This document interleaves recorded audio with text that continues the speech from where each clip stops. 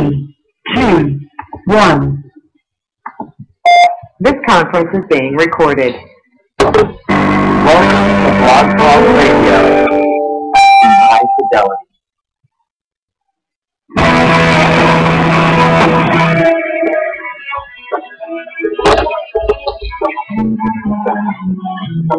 People tell me every day love is gonna come my way, searching for clues that I want to fly high, want something that's gonna last. I wanna live and forget the past. I know this change is gonna do me good. I know this change is gonna do me good.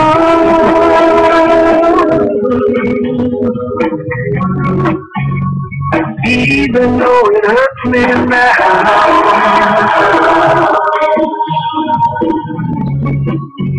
I know this change will do me good.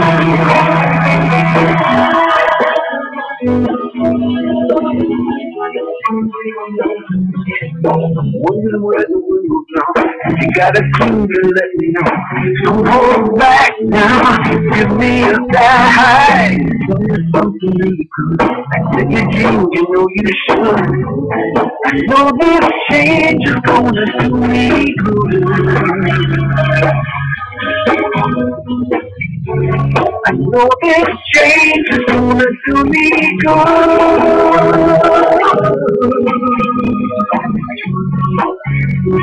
Even though it hurts me now,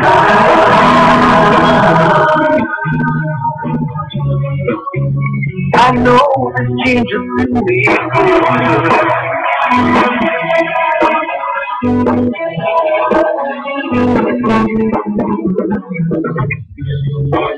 Every change is in its own way. I'm feeling better than me. I'm gonna run back and all of them okay. I'm gonna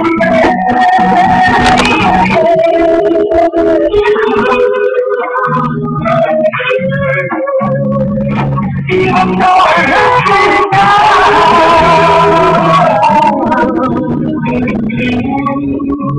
I know this change will do me good.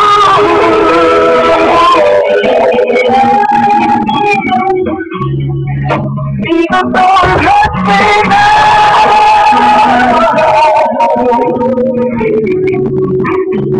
I know this change will do me good.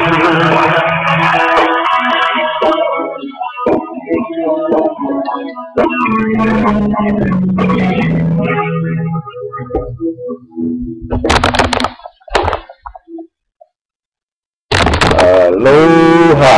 Good evening. This is Aloha live out of Flagstaff, Arizona with Spiritual Image Productions on Blog Talk Radio and FreeConferencing.com and Ustream, establishing and maintaining relationships with human values. Aloha, welcome to tonight's Aloha Live. Tonight we're talking with Kimberly Burnham on trees, healing in you, guided imagery, poems, stories, and other empowering tools. Aloha, Kimberly, thank you for being here. Oh, thank you so much, Andrew. It's a pleasure to be here. All the way out of, and you said you're in Seattle, Washington, is that correct? Spokane, Washington. Okay. I'm inland from Seattle. Got it. So, just to let you guys know, too many people's health is fading. Too many trees are being destroyed. Conscious awareness of the trees around you can improve your memory, decrease anxiety, stimulate deeper breathing, and so much more. With the guidance of authors, poets, and lovers of this earth, Kimberly Burnham, you can find healing for yourself, your family, your community, and the trees you love or want to understand. Engage in words and poetry with vivid imagery, energetic phrases, and healing intentions to support your own well-being. Imagine how noticing the growth of a tree from a tiny seed or the essence of light coursing through tall green trees can help you harness your own life force. The way forward inside this book is draw healing from remembered experiences with trees, find comfort in the trees around you, learn how to hear and help trees in your yard or community, connect with your tree's essences For greater patience, joy, and healing, read and write poems about trees and see how this stimulates your brain. Enjoy the benefits of traditional Chinese medicine and meditation. See yourself and the trees as vital parts of the unity of life on Earth. And finally, meditate in a natural green environment. Breathe in nourishing air and strengthen your life force. For more on the trees, healing, and you, guided imagery, poems, stories, and other empowering tools, and Kimberly Burnham, you can go to Amazon, Google it there, and find the book there and check it out for yourself if you want. In the meantime, I do want to give a big aloha to all of our underwriters that help make this show happen from week to week, month to month, year to year, beginning with Maha Dikini Lore at www.mahadikini.com. Maha Dikini Lore's life has been a personal journey exploring sexuality and spirituality for over 20 years. She's a certified tantric counselor and a certified mind sound teacher. Maha Dikini Lore is also a graduate of Margot Non's year-long skydiving tantric facilitator training program, and is a current member of the American Association of Sex Educators, Counselors, and Therapists Club, as well as a charter member of the Association of Sexual Energy Professionals. She regularly attends trainings and conferences to keep current with the latest research and information on sexual education. And then we have the 90-Day Ascension Journey at www.90dayascensionjourney.com. When you sign up for the 90-Day Ascension Journey, you will be facilitated with defining and redefining your soul through life purpose. You will be assisted with finding out what Ascension means to you. On this journey, you will be provided with tools, techniques, and assistance to empower you to connect and reconnect with yourself and your emotions and feelings in your mind, body, and spirit. Through a universal soul-centered process, you will be going through a lifelong transformation that will allow you to move forward with your endeavor and never look back if you dare. And just to let you guys know, if you guys are interested, you can go to the 90dayascensionjourney.com website or spiritualmiseproductions.com website. There's a gift there of the book, and you can click on that. That'll take you to a page where I will give you more insight and information on the book. I wrote the book a few months ago to supplement this journey, and so you can check it out for yourself. You can order it on Amazon, you can order it on Kindle, and also from the website as well. And then finally, we do have StarWorks USA UFO Symposium, Art, Music, and UFOs, the Evolution of Human Consciousness at www.starworksusa.com.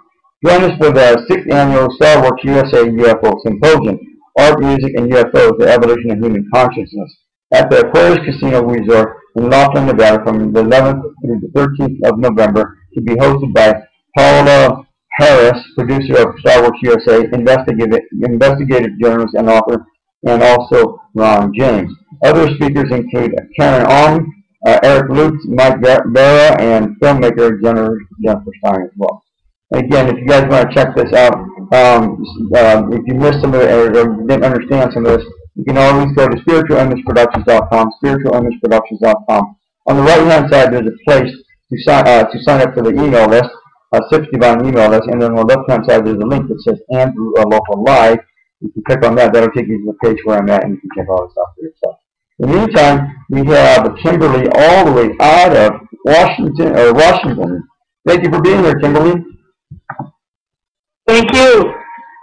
And so, if you can just kind of give us a bio of who Kimberly is, where you're coming from, where you were brought up at, and how you got started with all this stuff, and just go from there. Anytime you're ready. Okay, sure. I have a PhD in integrative medicine, and I focused on nerve and brain disorders, Parkinson's disease, things like multiple sclerosis, vision disorders like macular degeneration. And partly how that relates to the book is that there's a section on traditional Chinese medicine, which I have some background also in traditional Chinese medicine. And in traditional Chinese medicine, the wood element, obviously related to trees, the wood element is associated with the liver and the gallbladder. And both of those things influence, both of those organs influence our brain health, our vision. There are gallbladder points that are near the eye, but when you work with those points, it can influence vision. And so I started really working with the energy of trees and thinking about trees and thinking about writing for this book, Trees, Healing, and You, from that perspective of looking at it, how does that wood element, or how does being around trees, how does that help us? So Kimberly, let's go like this, because I want to be clear about how all this came about. First of all, where did you grow up at? What kind of lifestyle did you have as a kid? Right. I actually grew up overseas. I was 6 years old when we moved to Bogota, Colombia, and then I lived in Belgium, in Japan, in Canada. So I've lived a number of different places and really been able to see the beauty of the world. And when I was 28 years old, I was told by an ophthalmologist that I had a genetic disorder of the eyes, and I should consider what would my life be like if I became blind, because that was a distinct possibility. And once, and in a way, I listened to that ophthalmologist, who, in his white coat and with pressed degrees on the wall, really, in many ways, destroyed the life that I had.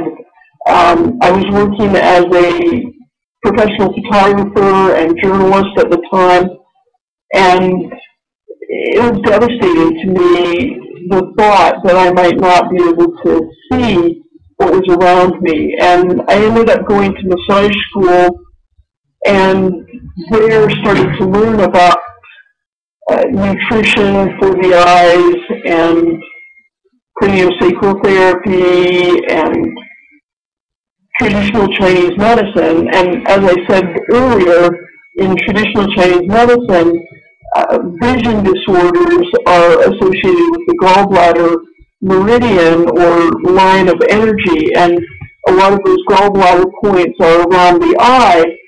And then again, how that relates back to trees is that the gallbladder and the liver are considered to be part of the wood elements, or associated with trees, and green plants, the color green is associated with it as well. And so from that traditional Chinese medicine perspective, if you focus on things made of wood, if you connect with the natural environment, the green in the natural environment around you, that will stimulate the liver and the gallbladder, which can then in turn help to improve eye health and vision health. Got it. So I hear you now. And so you were diagnosed with a disorder, or I'm not sure if it's a disease or a disorder, but a function where you were threatened to have your eyesight lost, and so you started learning about trees, working with trees, and it helping you with your eyesight. So how did that go? What were the first steps that you took to begin that process for yourself? Really, the first steps that I took were using different kinds of manual therapy, hands-on therapies, craniosacral therapy, integrated manual therapy, getting treatment for myself. And then I started to get acupuncture, which is a kind of traditional Chinese medicine, and started to learn about that. I also looked a lot at nutrition, at the good fats in my diet that can help eyesight and vision, as well as looking at it from a more metaphysical perspective of looking at the chakras, the third eye, or the brow chakra, that can also influence not only physical vision, but the ability to have insights, to see opportunities when they're around that kind of vision as well. and I started to focus on both of those things. And the upshot of all of that is that today I'm 59 years old and my vision is better than when I was 28 and diagnosed with keratoconus or the genetic vision disorder. Got it, got it. And so, well, what kind of foods, I guess, did you eat or work with, and what kind of trees did you work with for this process? So in terms of foods, it's kind of what you would expect: leafy greens, cashews that have good fats as well as iron, which can be beneficial for the eyes. Carrots, of course, the most famous vegetable to improve eyesight. So mostly a good diet for improving your eyesight is a good diet. You know, organic vegetables, healthy things like that. In terms of specific trees, specific kinds of trees, I didn't really focus on specific kinds of trees, but just being out in the natural environment and looking and seeing, trying to see the detail. There's a meditation or an exercise that I work with today for myself as well as recommend to other people, and that is that you stand maybe 20 feet from a tree and really look at the whole overall tree and the overall pattern of the tree. Trees have a fractal pattern, which there have been some studies recently to show that when we notice the pattern in trees or in life or in the environment around us, that we experience less pain, we sleep better, and we become healthier. So in this exercise, what you do is you stand about 20 feet from a tree and really look at the overall tree. What are you noticing in terms of the branches and where the branches come off of the tree, and the overall shape of the tree, and whether there are any animals or birds or insects or anything around the tree. And then you get closer. You move to maybe 10 feet away from the tree and notice what changes. What do you notice more or less? Can you notice more detail or see more detail?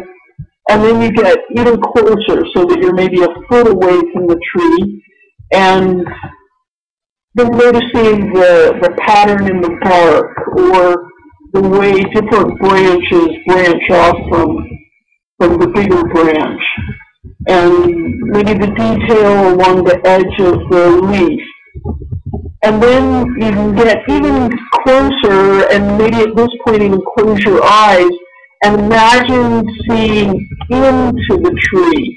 And if you were able to look at a part of the tree, a leaf, the bark, a nut or a berry or a flower, something, looking at a part of the tree under a microscope and imagining what that would look like, and then you reverse the process so that you go farther and farther away from the tree and notice what changes, so that when you're back about 20 feet from the tree, what do you notice different? And there's an aspect of vision that includes memory.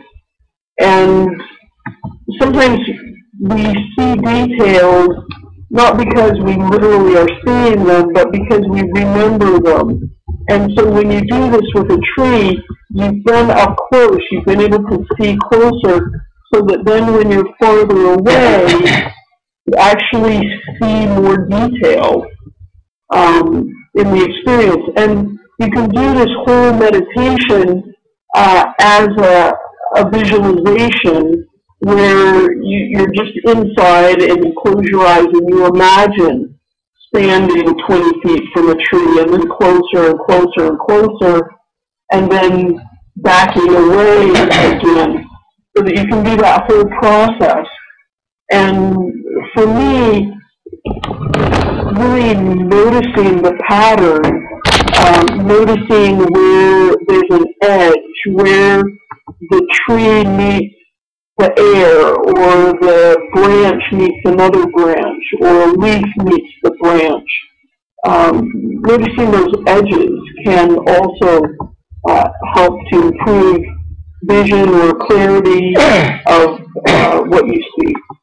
Now, in Tantra, I don't know if you know anything about Tantra, but in Tantra there's a technique called eye gazing. And I'm wondering if you were to do something similar with a person versus a tree, if you would get the same results. You could have two people that would stand away from each other 10, 15, 20 feet away, and then just look at all the patterns on their body, on their clothes or whatever, or if you're nude on their body, physical body itself. And then you would take a few steps in, and then continue that process, and then begin to look into each other's eyes. And then eventually you end up in the yab-yum position, doing straightforward eye gazing. But even part of that eye gazing, you can be looking at the follicles on your the hair follicles on your hair, on each other's heads, and all, all that other stuff. And I'm just wondering if you were to do something similar with a human, would you get the same results?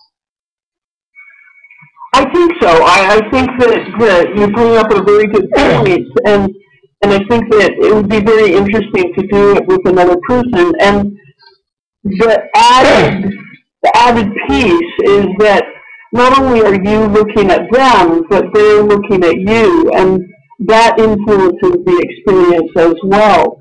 So I think that could be a very interesting experience as well, and equally beneficial to doing it with a tree. Now, regardless of whether you do it with a tree or a human, and say, well, let's just talk about your condition that you were diagnosed with. How often were you doing this particular meditation, and for how long before you finally felt like that the diagnosis was gone? Right. It really, so many things have influenced, it's 30 years ago almost.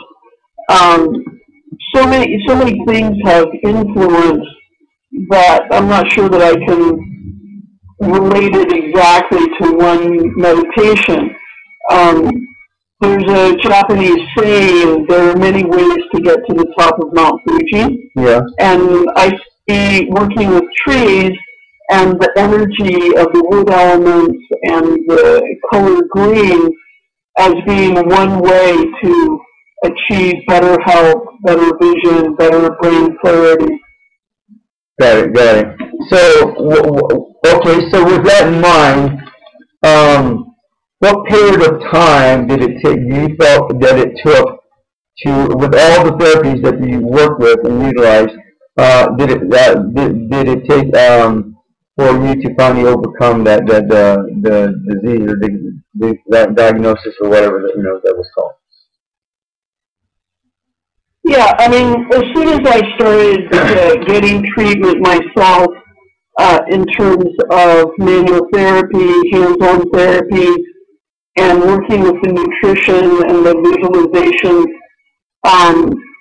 really I started to notice improvement very quickly, a few weeks, a month, and then the process is just gradually my vision has improved, and then I've continued to use different exercises to maintain my vision. Got it.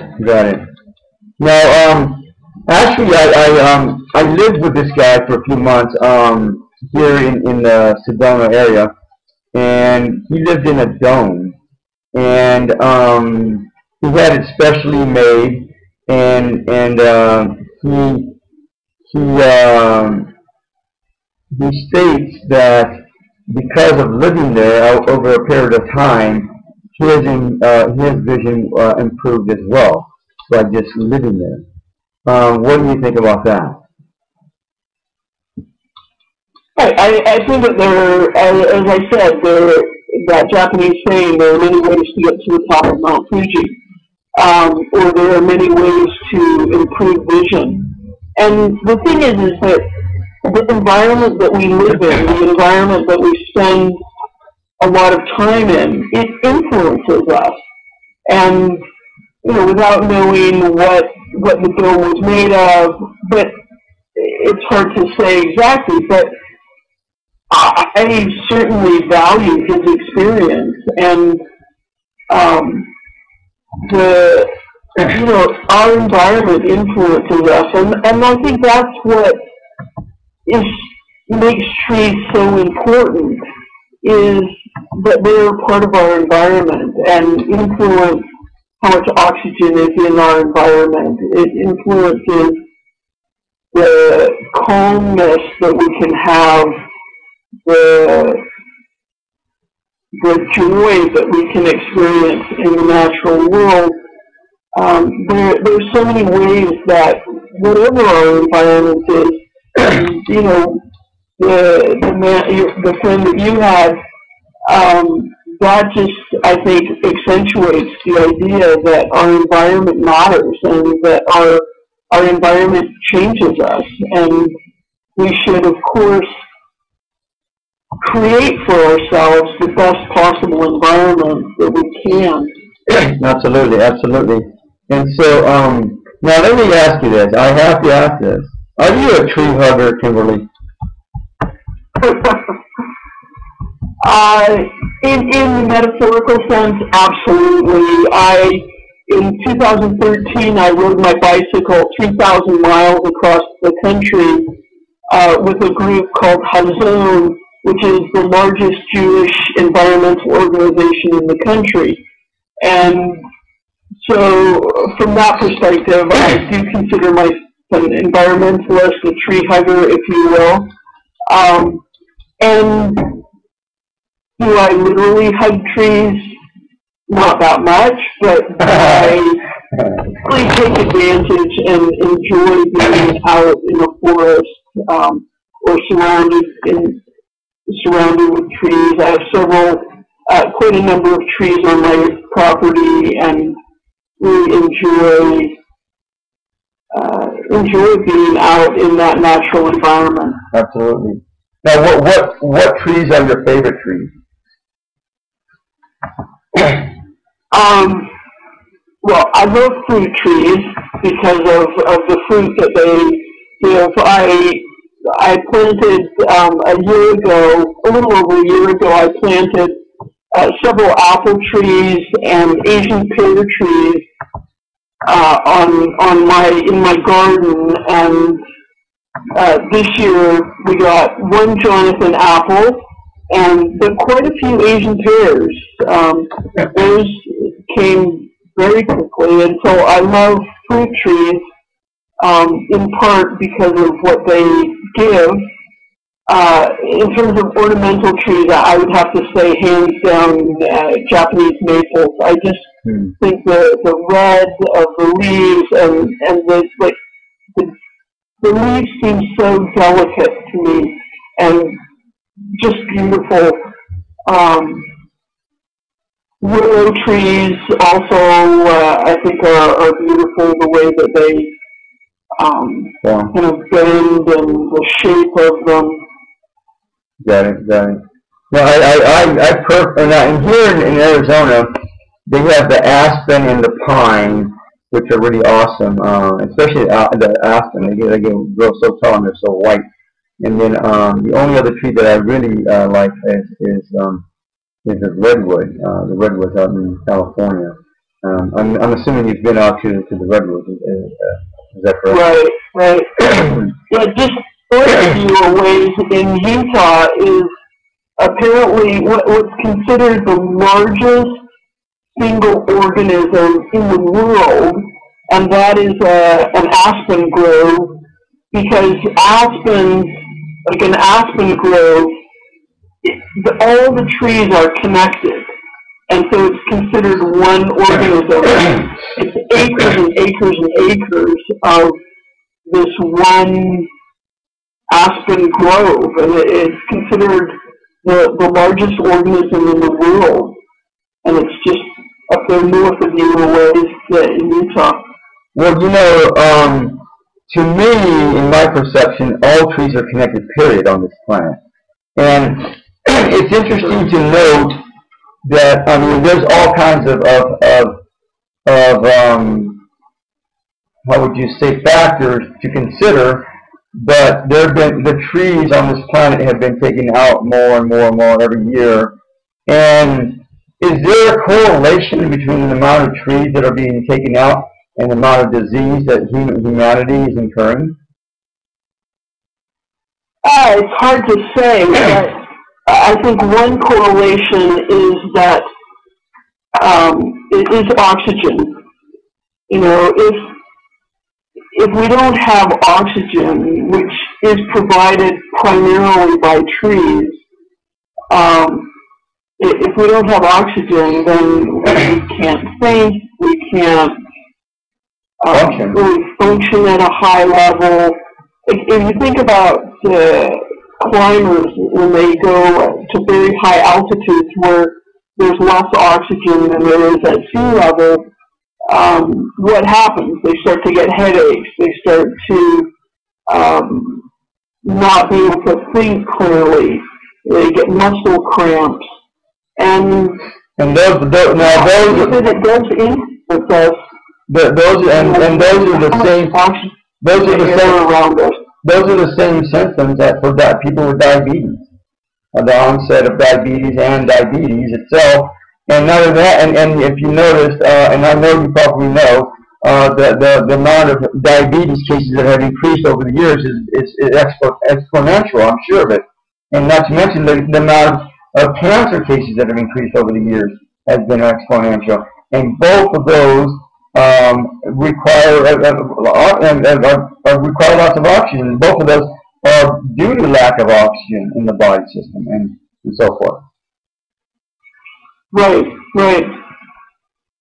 Absolutely, and I think, you know, in our immediate environment, if there are no trees in our immediate environment, I think it influences the microenvironment, the air and the quality of the air right in our immediate environment. And then when you think on a global level, the number of trees that are being cut down and clear-cutted, that influences globally how much oxygen is there and how much carbon dioxide is being taken up by trees, is influenced obviously by how many trees are being cut down. You know, there's another interesting aspect of trees that I explored for the book, and that is biomimicry. Biomimicry is the idea that by observing often natural things, biological things like trees, but other plants or birds or animals, by observing them, we can learn something about how to create or be more innovative.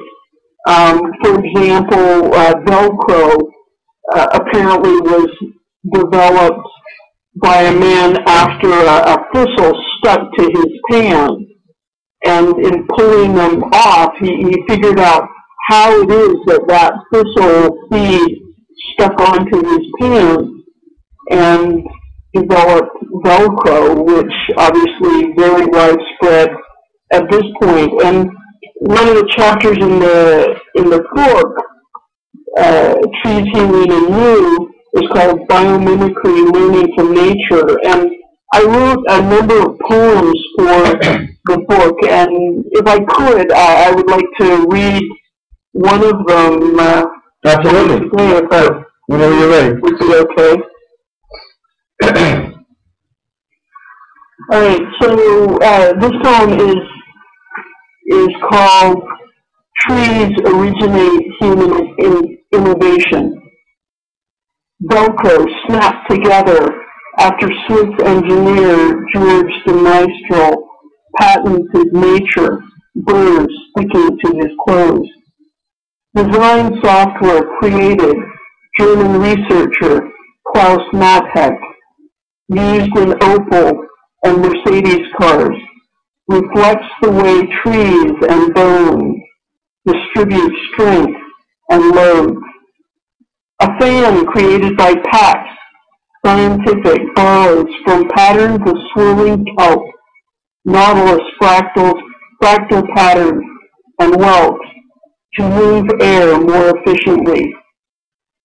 Saltwater irrigated greenhouses in the Qatari desert use condensation and evaporation, tricks glean from the nose of a camel, and redwoods gathering in fog.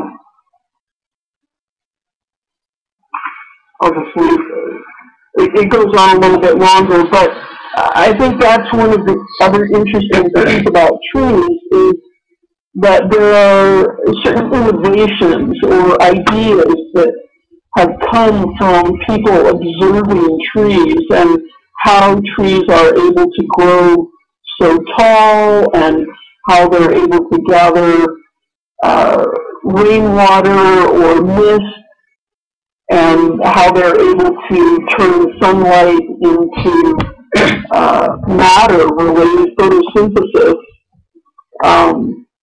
Into energy. Create out of the energy of the sun, creates the wood, the bark, the leaves of a tree. Got it.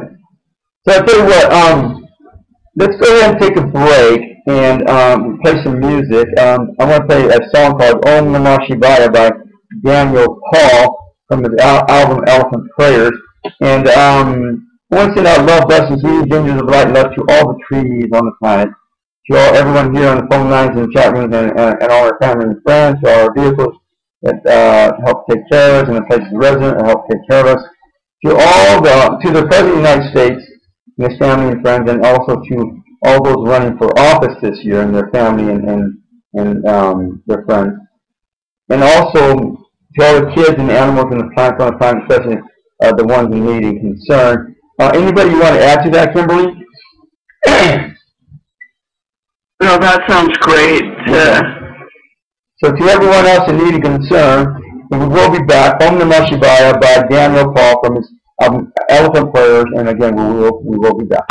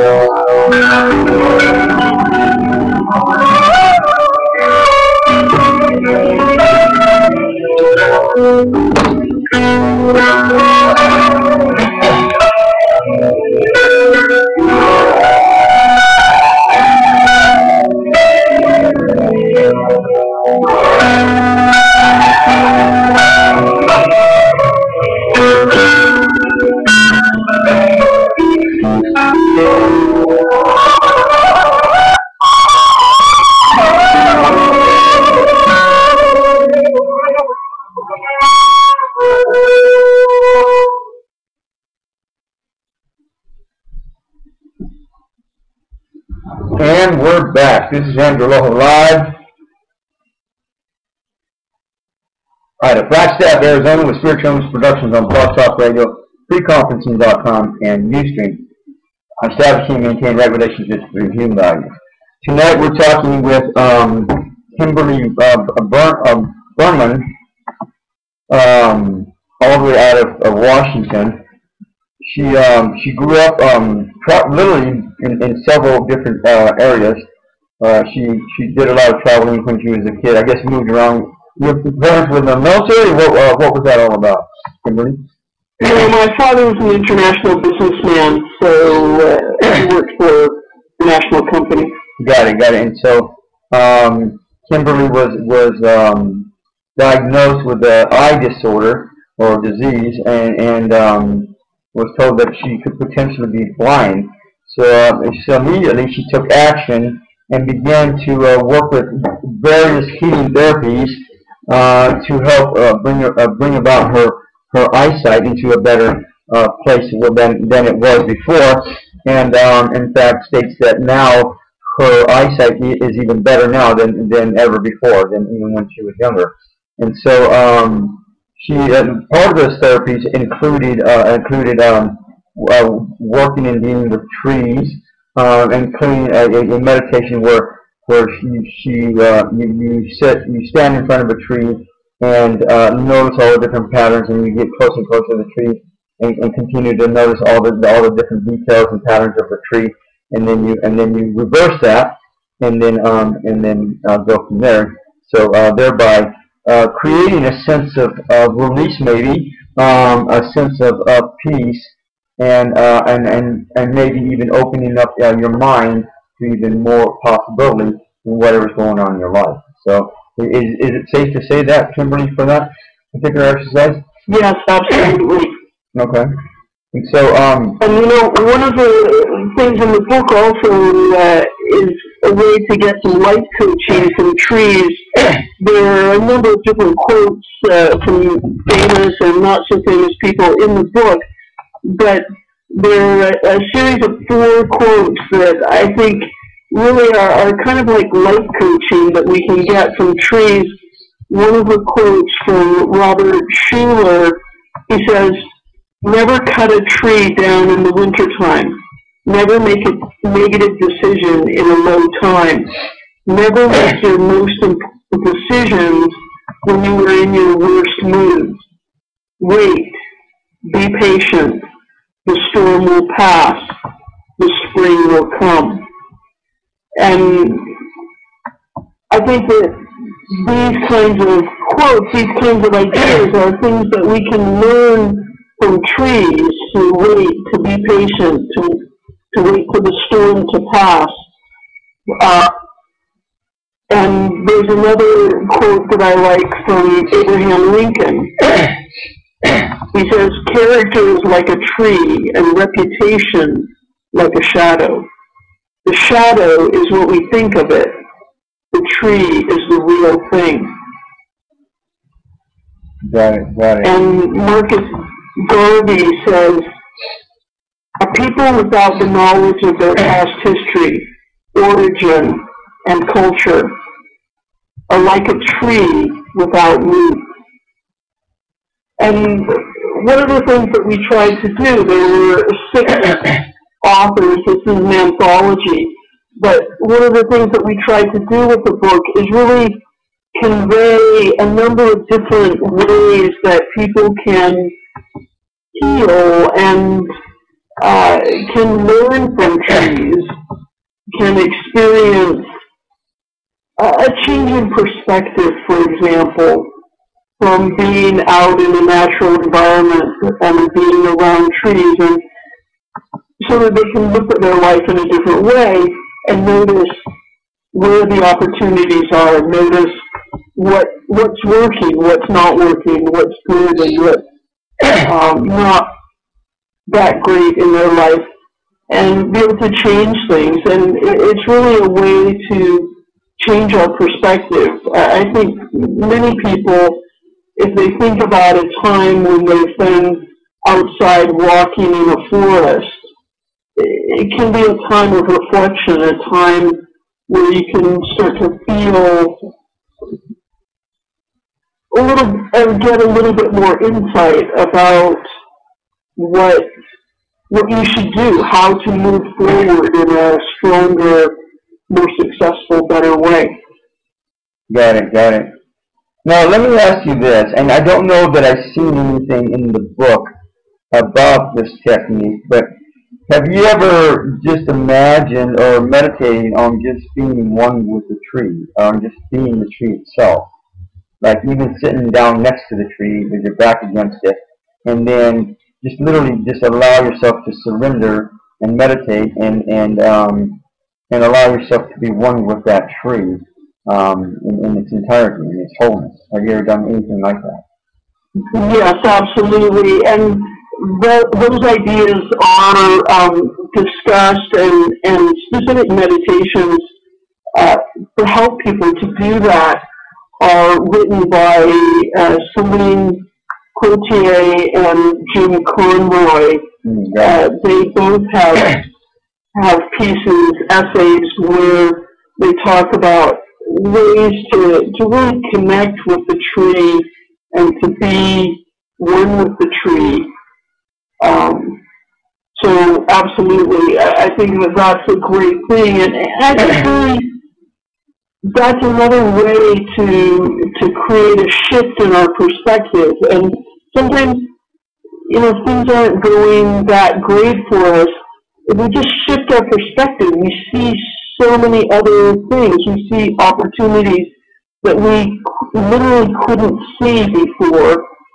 And trying to feel that connection with any other living being, whether it's a human being or a puppy or a horse or a dolphin or a tree or a flower, trying to feel our connection to the natural world, I think is one of the best ways for us to change our perspective and really be able to see what are those things that we want to do, can do, to move forward and connect in a better way.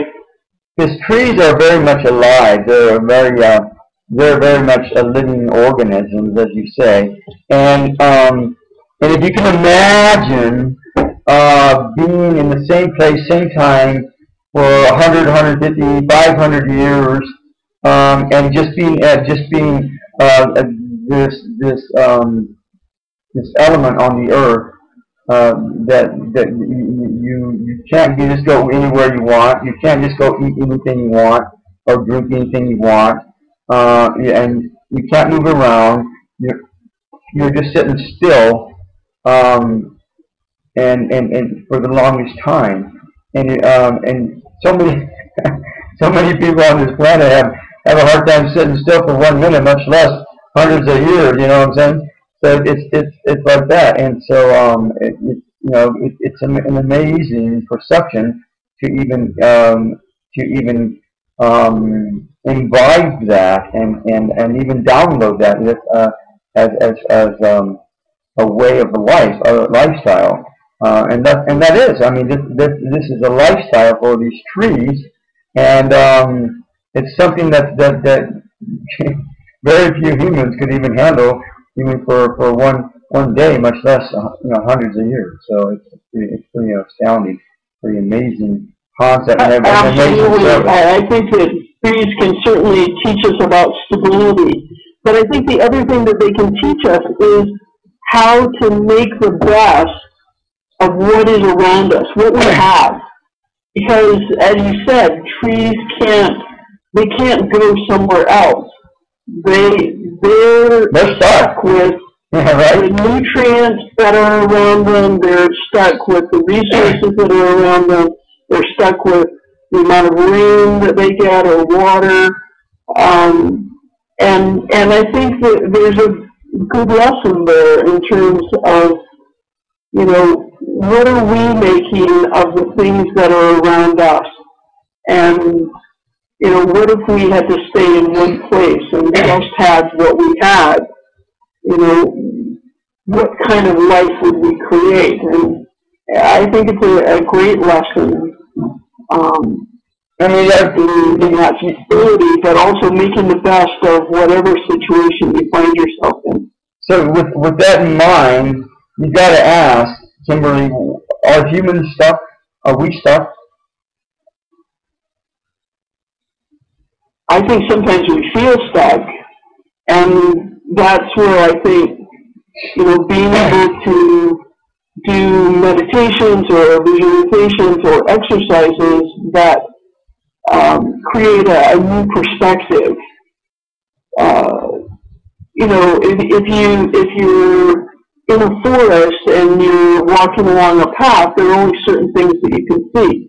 But if you climb up the top of a tree, of the tallest tree, it's a change in perspective, and you see different things, not necessarily more or better, but you see something different. And sometimes in our lives, if we're feeling stuck, we probably are stuck if we feel that way. And if we are feeling stuck, we need a change in perspective. We need to change something. And I'm just advocating that going out into a natural environment is one way. It's not the only way, obviously, but it's one way for us to change our perspective and to see different opportunities and different ways of solving the problems that we have. And you know what I believe, I sense, I perceive, Kimberly, is that I believe we are. Humans here on this planet, we're stuck here on this planet. For the most part, in the sense of speaking, in a general sense of the word, I absolutely think we are stuck because we can't even get a rocket out to the moon or to Mars where we can launch a whole convoy of rockets and have civilizations go and travel and visit or do tours on other planets, on other galaxies, or whatever. We're absolutely stuck on this planet. And until people learn to get along and until people learn to really, really expand their horizons, their perceptions, including the environments that we have here to work with, the trees and the animals and the plants and all the minerals, to work with them in harmony, then we're going to stay stuck until that all changes, shifts on a large scale level, and not just with a few human minds. And yeah, there are a number of humans on here on this planet that they're not really stuck in the sense of the word. They can astral travel. Their minds can just perceive other galaxies, or they can even remote view into other galaxies or planets or whatever. But in that sense, that there's quite a few humans that are not stuck in that sense. But overall, I believe that we are stuck. The space program is like it's out to lunch, and and what else do we have except to deal with each other here on this planet? And right now, I don't think we're doing the best job possible. I think we can do better. I absolutely do think we can do better. Yeah, absolutely, we can do better, and I think having a better perspective, finding ways to connect with each other, finding ways to connect with our environment, with the earth, with the trees, I think that all of those are good ways to start to see, okay, what do we need to do in order to move forward, not only as individuals, but as communities, as countries, as species, as people and natural beings that live on this planet. Absolutely. So now, Tim, how did you embark on this book? How did it all come together? What were the pieces of the steps that led to all this? Well, I want to certainly thank my co-authors. There were 6 of us that wrote the book together, and I was sort of the driving force behind getting it together, and reached out to several people who whose work I really respect in terms of work with trees and with healing and the environment, and asked them to write pieces for this book. And so it came together just really last year, towards the end of last year, it came together with the 6 of us writing the book, and each person wrote from their perspective and wrote their essays and poetry and meditations. Now, what are the names of all the other authors? Project to work on, and I think really contributes to readers being able to see different ways of working with the natural environment to improve their healing and create new perspectives and develop more better relationships with our environment. Now, what are the names of the other authors that helped co-author this book? So there's myself, of course, Kimberly Burnham, Celine Cloutier, Daniel Tigner, Margot Royce, Daisy Alexander, and Jim Conroy. And Jim Conroy, particularly, I mean, they're all wonderful people. Jim Conroy is known as the tree whisperer, and he really looks at both Daisy Alexander and Jim Conroy look at trees from the perspective of how can we communicate with trees or listen to trees in order to help support the trees that are around us. And he's done a lot of work in terms of when Hurricane Sandy hit the East Coast a few years ago, how to help homeowners to protect their trees in those kinds of events. And then Celine has written quite a few pieces on tree essences. Some listeners might be familiar with box flower remedies or flower essences. Tree essences are similar, where there are psychological and physical properties of trees that, when you use the essences, they can help you to develop those. For example, there's one essence that's called the manifestation essence, and it has in it the essences of 5 trees: the big leaf maple for possibilities, for creating better possibilities for yourself; Japanese walnut for patience and perseverance; the red maple, which of course we were talking is one of my favorite trees, passion and compassion; the subalpine fir, peak experience and transcending limitations. Really, who among us couldn't benefit from transcending limitations? And then finally, the white elm for creating happiness and joy. And those are all together considered part of the manifestation essence.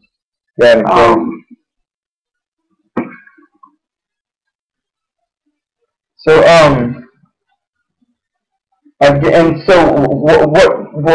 these people, these other authors, are they friends of yours, or did you just encounter them and say, hey, can you write this, or how did all that happen? Yeah, I just reached out to people.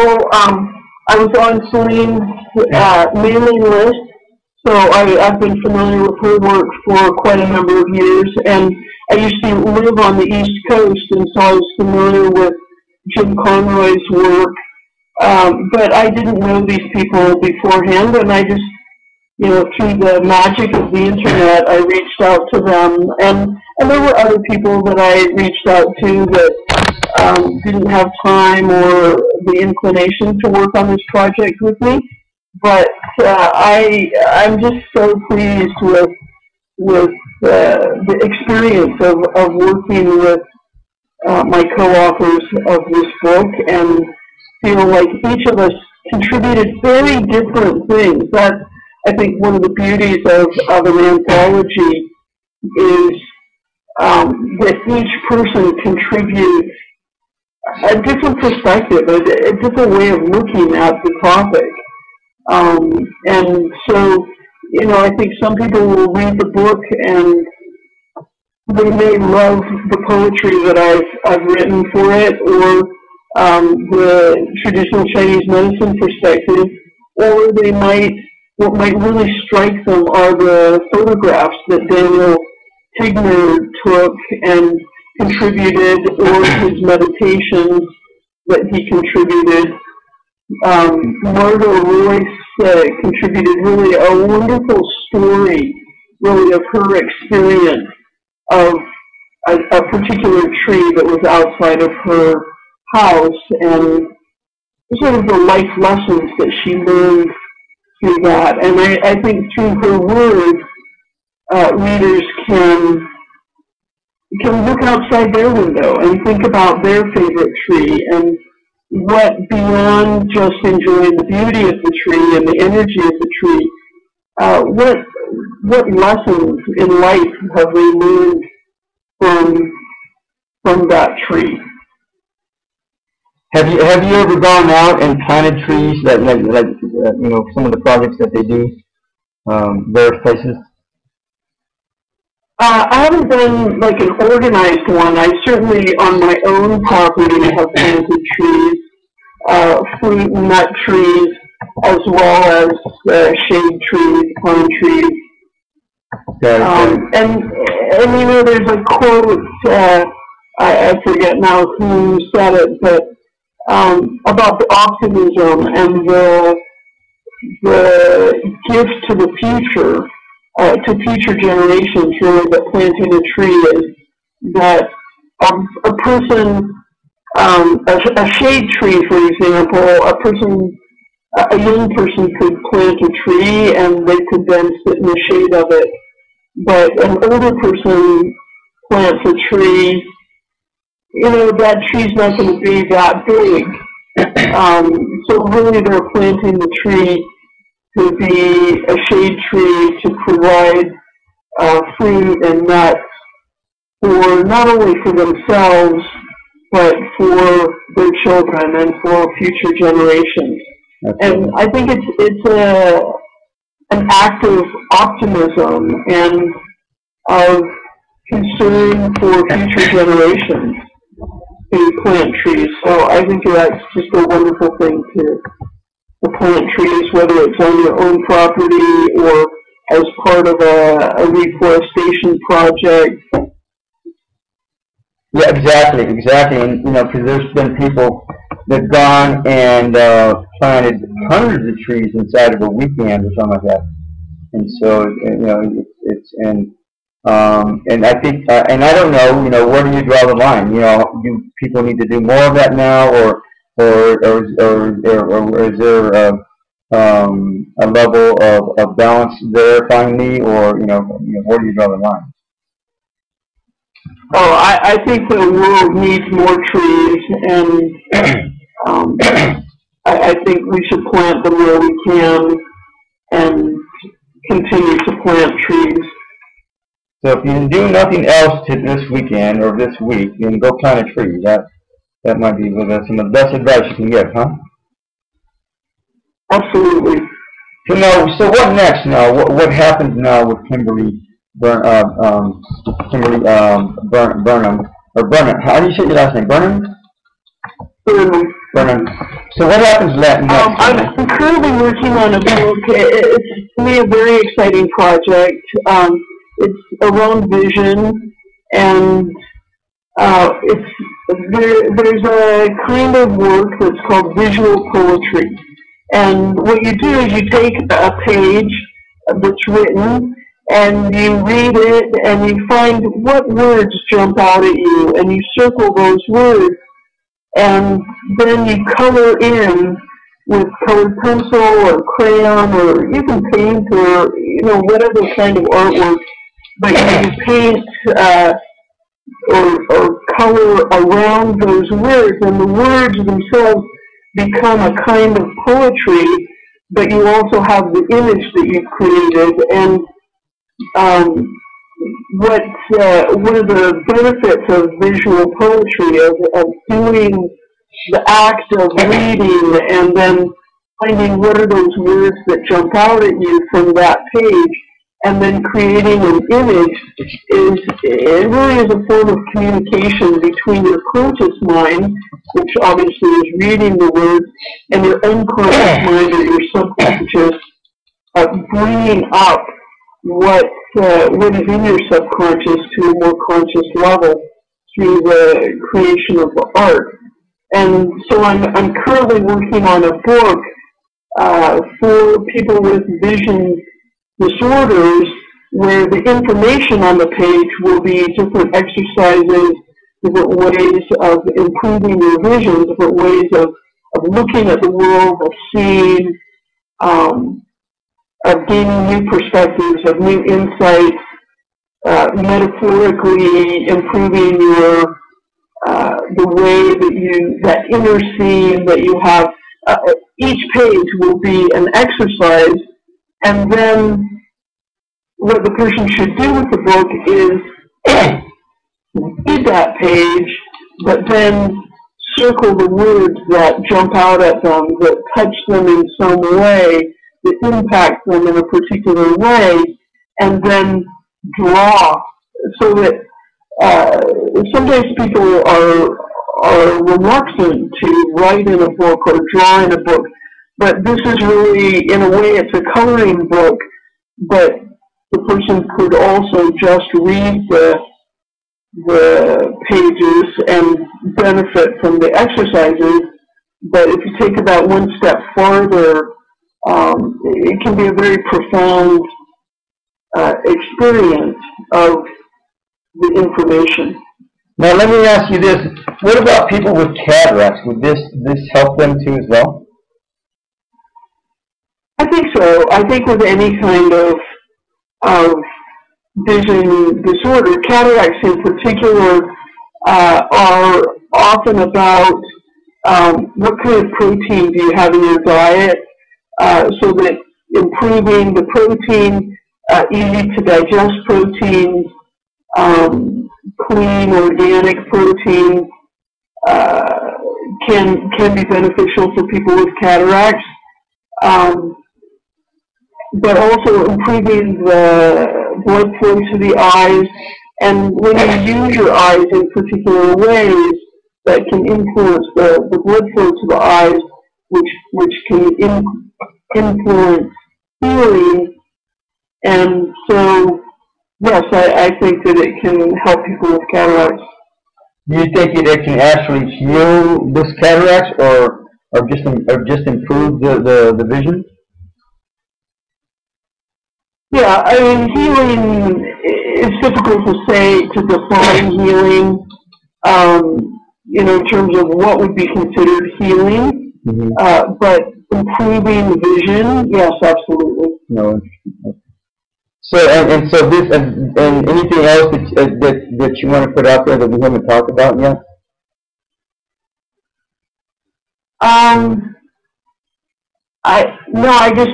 Andrew, I really appreciate you having me on the show and letting me talk about this book, Trees, Healing, and You.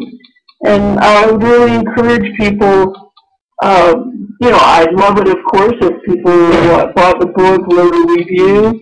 I would love to connect with people that read the book.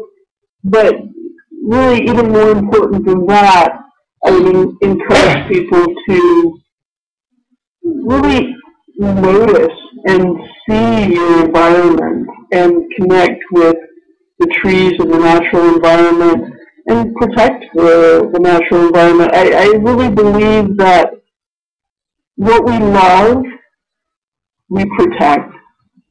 And for me, part of the goal of this book, of this show, is to encourage people to connect with the natural world so that they will find more joy and healing in that environment and love that environment and really protect it, and so that we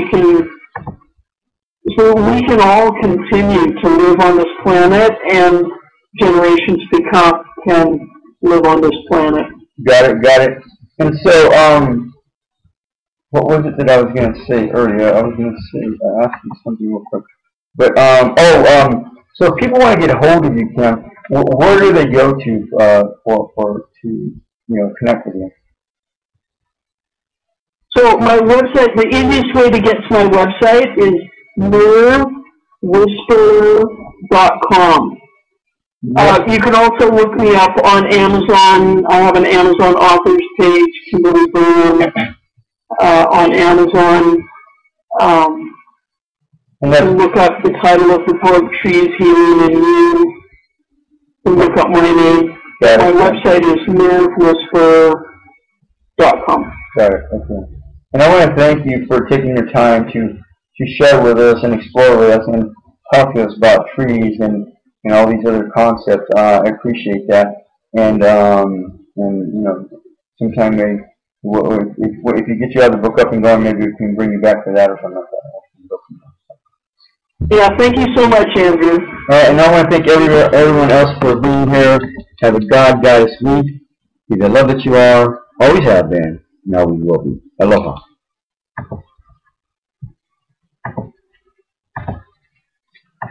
Your country music blog talk.